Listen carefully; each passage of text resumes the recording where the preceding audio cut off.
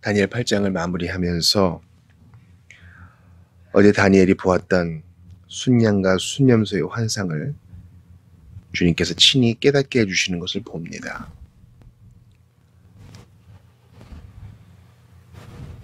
15절에 보니까 다니엘이 이것을 보고 나서 이게 무슨 뜻인가, 자기가 본 환상과 계시에 대한 궁금증이 생겼어요.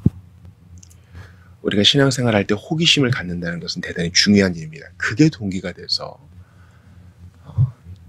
연구하게 되고 찾아 읽게 되고 도서 목록을 받게 되고 그런 것입니다.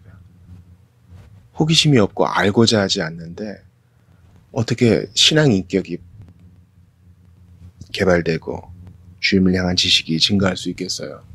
이 알고자 하는 열망. 그냥 의무감으로 글자를 보는 게 아니라 주님을 더 알고 싶어서 교육자에게 또 교수님께 찾아가서 무엇을 읽어야 됩니까? 물어보고 또 질문하고, 이런 갈망이 대단히 중요해요.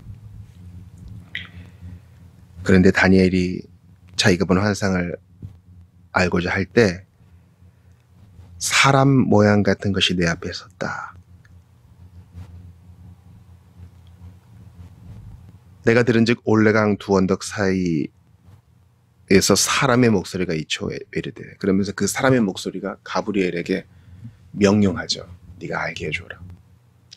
칼빈에 따르면 이 사람 같은 모양, 또 사람의 목소리, 성육신하시기 전 우리 구주 예수 그리스도라고 얘기하고 있습니다. 저도 여기에 대해 전적으로 동의합니다. 이 사람 같은 모양, 사람의 목소리, 순양이 떠들고 순념소가 이기고, 우리가 이전에 봤던 또 환상들 기억나시죠? 날개 달린 사자가 있고, 또 표범이 있고, 곰이 있고, 금속으로 된 이빨로 또 물어뜯는 게 있고, 그 모든 것 위에 군림하시는 왕, 우리 구주 예수님, 그분이 이 계시의 주체자요, 이 계시가 가리키는 바입니다. 예수님이 주인공이세요. 예수님이 왕이세요. 예수님이 모든 것이세요. 예수님이 아니면 우리는 성경을 이해할 수도 없고, 예수님이 아니면 우리의 인생의 의미를 찾을 수 없어요. 근데 보세요. 예수님께서 직접 하시지 않고 가브리엘을 시켜요. 가브리엘은 보통 이제 심부름하는 사람, 메시지를 전하는 사람으로, 전하는 천사로 알려져 있잖아요. 미가엘은 이제 군대를 이끄는 천사고요. 가브리엘이 이 환상을 깨닫게 해주려고 다니엘 앞에 나타납니다. 그러자 다니엘이 어떻게 됩니까? 깊이 잠에 들었다 그래요. 이것은 기절했다는 겁니다. 정신을 잠깐 잃어요. 17절 보니까 그가 내가 선 곳으로 나왔는데 그가 나올 때에 내가 두려워서 얼굴을 땅에 대고 엎드리매.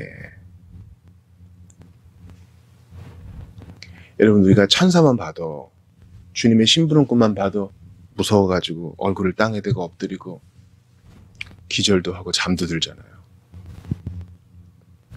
만약에 그렇다면 우리가 주님을 보면 얼마나 더 하겠어요. 그죠? 우리가 이거 익숙한 본문이에요. 사도 요한도 주님의 심부름꾼이 나오니까 엎드려 경배하려고 그러니까 천사가 말리잖아요. 그러지 마라. 나도 같이 경배하는 자다. 나도 피조물이야. 그러잖아요. 하나님께만 경배하라. 우리가 우리 주님의 크심에 대해서 생각해 볼 필요가 있어요. 그래서 저는 이 다양한 본문을 주신 하나님께 너무 감사드려요. 우리에게 주어져 있는 이 66권 성경, 한 권의 성경은 다양한 장르의 문학으로 이루어져 있거든요. 이런 다니엘과 요한계시록과 같은 묵시도 있고요. 또 역사의 기록도 있고요. 편지도 있고 시도 있어요. 이 다양한 기록으로 인해서 우리는 주님을 더욱 새롭게 알아갑니다. 근데 이 뜻을 주님께서 우리에게 알려주세요. 그러면서 주님의 크심을 깨닫게 돼요. 우리 주님 정말 놀라우신 분이구나. 한치도 오차가 없고. 우리가 좋아하는 우리 복음주의자들의 암송 선구 같은 것만 갖고 있으면요, 우리 하나님이 되게 초라하게 보여지는 거예요. 성경을 통째로 읽어야 될 이유가 여기 있는 거예요. 산을 봐요. 산을 딱 봤다고요. 근데 산에 올라가지는 않고 산 입구에 딱 서서 산의 조각들만 딱 보면서 대충 이렇게 생겼군. 길이 이렇게 나 있고 여기에 무슨 절이 있고 여기에 어떤 건축물이 있고 여기에는 대피소가 있고 여기에 물이 흐르는구나. 그것만 보고 산 좋다 할 사람은 없어요.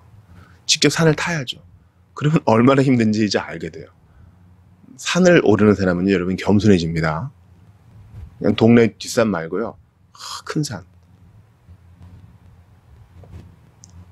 참 등반하기 어려운 산을 오르다 보면 말이 없어져요. 옛날 오르기 전에 산 밑에서 조감도 보면서 까불던 나는 없어요. 흐르는 땀 속에서, 근육의 세미한 떨림 속에서, 거친 호흡 속에서 겸손해져요. 성경을 이렇게 읽어 나가다 보면요, 겸손해져요. 다니엘이 천사 앞에서 엎드러졌다면 우리는 더 얼마나 주님 앞에서 엎드러져야 돼요. 우리 겸손해져야 돼요. 주님은 나라 위에, 통치자들 위에, 제국 위에 계시고 그들을 다스리시는 분이세요. 그러니까 우리가요, 하나님 두려운 줄 알아야 돼요. 하나님 경외해야 돼요. 하나님 크심 앞에 엎드려야 돼요. 주님 앞에 있기 때문에 우리가 항상 입을 조심해야 돼요. 저는 제 스스로에게도 항상 돌아보는 게 있어요. 저는 유쾌한 걸 좋아하는 사람이에요. 주님이 우리에게 유머를 주셨거든요. 늘 진지한 것은 마귀의 일이라고 저는 C.S. 루이스의 책에서 배웠어요. 그러나 이 농담이 지나치면 항상 문제가 돼요. 그래서 하나님 앞에 유쾌한 것도 좋지만 농담할 때도 끝까지 이 마음 지켜주십사 기도를 하게 됩니다. 다니엘이 천사의 등장 앞에 엎드러져고 그러자 천사는 어떻게 합니까? 18절 보세요. 그가 내게 말할 때에 내가 얼굴을 땅에 대고 엎드려 깊이 잠들매 그가 나를 어루만져서 일으켜서 세우며. 주님의 심부름꾼이기 때문에 가브리엘은 주님의 방식을 따를 수밖에 없어요.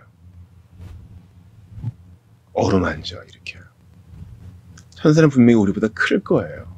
아마 눈으로 나타난다면 날개도 있고요. 우람한 청년의 모습일 거예요. 근데 부드럽게 어루만져요. 우리 주님은 얼마나 크면서 놀라우신 분이세요. 온 제국과 온 나라와 온 통치자와 온 세상을 아우르시는 온 우주의 주님이신데 그가 우리를 대하실 때는 천사를 통해 대하시든 직접 대하시든 부드럽게 어루만지세요. 18절 다시 보세요. 기절한 다니엘을 어루만져서 일으켜 세우며. 야, 어루만진다. 또 일으켜 세운다. 이것 때문에 우리가 사는 거 아닙니까? 나는 나의 부족함만 생각하면 100번 엎드러져야 돼요. 그리고 차라리 잠에서 안 깨는 게 나아요. 눈 떠서 생각하는 것이라고는 하나님의 영광과 그 나라를 위한 것이어야 되는데 항상 자기 안위와 죄악에 대한 것이니 참 나는 부족해요. 근데 주님이 부드럽게 일으켜 세워요. 어루만져서 일으켜 세워요. 그게 우리 소망이에요. 세상은 때리고 억누르고 우리를 자신 없게 하고 마귀도 그래요. 그러나 주님은 부드럽게 어루만지세요. 그래서 되어질 일에 대해서 알려줍니다. 우리가 어제 본 것처럼 순양은 메데바사요, 순염소는 헬라, 그리고 큰 뿔은 알렉산더 왕, 그 네 뿔은 그가 죽은 이후의 네 통치자, 그리고 안티오코스 에피파네스에 대한 것들이 나오죠. 그 네 나라 마지막 때의 반역자들 중에 한 왕, 그가 안티오코스 에피파네스입니다. 그가 유대인들을 핍박하죠. 돼지고기 먹으라 하고 성전을 더럽히고 제우스 상을 세우고요. 그래서 안티오코스 에피파네스는 그 당시에 적그리스도였어요. 그 얼굴은 뻔뻔하며 속임수에 능하며 권세가 강할 것이나 자기 힘으로 말미암은 것이 아니며 그가 장차 놀랍게 파괴 행위하고 자의로 행하며 형통하며 강한 자들과 거룩한 백성을 멸하리라. 꾀를 베풀어 제 손으로 속임수를 행하고 마음에 큰 체하며 평화로운 때에 많은 물이 멸하며 또 스스로 서서 만왕의 왕을 대적할 것이나 그가 사람의 손으로 말미암지 아니하고 깨지리라. 교만을 떠는 거죠. 그러나 결국 역사적 기록에 따르면 안티오코스 에피파네스는 참나한 말을 하다가 살이 떨어져 나간 아주 무서운 병에 걸려가지고 나중에 후회하며 죽음을 맞이하게 됩니다. 그래서 우리 민족이 이런 일을 당하는구나. 또 감당하지 못할 일들을 다니엘이 겪으면서 지쳐가지고 여러 날 알아요. 당연하겠죠. 사람이 감당할 일은 아니니까요. 저는 이렇게 생각합니다. 안티오쿠스 에피파네스는 다니엘 이후에 있을 일이죠. 그러나 우리에겐 뭡니까? 한참 옛날 일이에요. 예수님 오시기 한 160여 년 전 일이라고요. 지나간 일인데 아니요. 본문이 말하고자 하는 거 알겠죠. 하나님 백성에게는 노임이 있어요. 분명히 다니엘 때에 포로들은 귀환합니다. 성전도 짓고 성벽도 짓고 주님이 기회를 주고 다시 이렇게 세웁니다. 그러나 나라가 서고 통치자가 저물고 이런 모든 과정을 통해 하나님은 그 땅에 관심을 갖고 계시다고 우리 어제 배웠잖아요.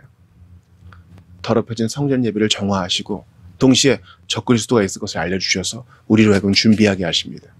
우리의 신앙생활에 환난이 있을 것임을 알려주셔서 대비하게 하십니다. 그러므로 사도 요한이 말하는 걸 기억하세요. 적그리스도들이라 그랬어요. 적그리스도는 안티오쿠스 에피파네스 요 한 사람이 아니에요. 우리의 시대에도 있을 수 있고 이후로도 있을 수 있습니다. 분명히 마지막 때에 결정적인 한 인물이 있을 것이나 지금도 있는 거예요. 누가 적그리스도입니까? 예수님을 부인하고 예수께서 육체로 오심을 부인하고 하나님의 사람들을 핍박하는 자들, 그가 적그리스도 아니에요. 그런 자들이 있을 것이나 주님이 친히 헤롯에게 충을 먹여 충으로 죽게 하신 것처럼 친히 그들을 심판하실 것입니다. 그러니 두려워하지 말아라. 준비하되 두려워하지 말아라. 내가 세상을 이기었노라. 이게 오늘 본문의 핵심 메시지예요. 그 교만을 떠는 거 보세요. 여러분, 안티오코스 에피파네스가 애굽도 쳐서 이깁니다. 그러니까 프톨레미 왕조도 쭉 쭈그러드는 거죠. 나라가 커져요. 무서운 줄 모르고 까불어요. 진짜 까부는 거예요.